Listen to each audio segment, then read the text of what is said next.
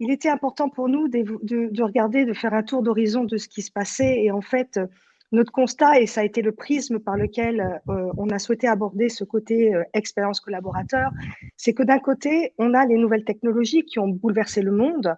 Alors très rapidement, il y a eu l'avènement d'internet, puis, l'arrivée des smartphones, puis le langage informatique avec Facebook et Twitter et puis, est arrivée l'économie de plateformes qui a boosté les activités comme Uber, Blablacar, Airbnb, et cetera. Et ces évolutions technologiques, elles ont contribué à accélérer les innovations.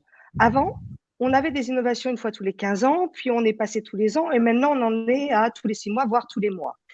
Et puis, en parallèle, est arrivée cette déferlante qui nous a complètement déstabilisés, qui nous a plongés dans l'incertitude et qui a changé notre perception au monde, dans son fonctionnement notamment.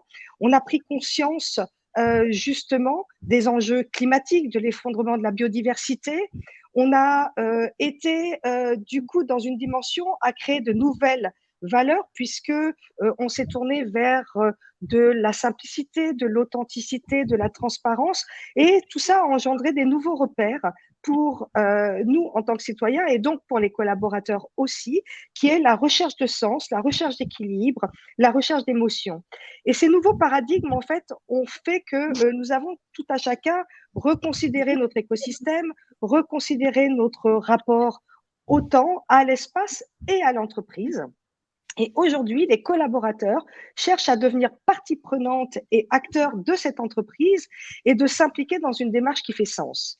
Alors, ça veut dire que, du coup, pour les entreprises, c'est aussi une nouvelle grille de lecture parce que elles sont aussi dans cette prise de conscience de leur impact sur l'environnement et le climat, mais aussi dans une prise de conscience que les collaborateurs sont devenus des assets, des actifs incontournables et indispensables pour l'entreprise.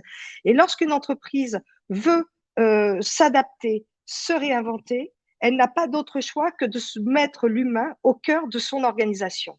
Et d'ailleurs, ça rejoint très facilement ce que disait à l'époque Darwin, qui était de dire que lorsqu'une entreprise veut survivre, son seul moyen en termes d'espèce de survivre, c'est sa capacité à s'adapter.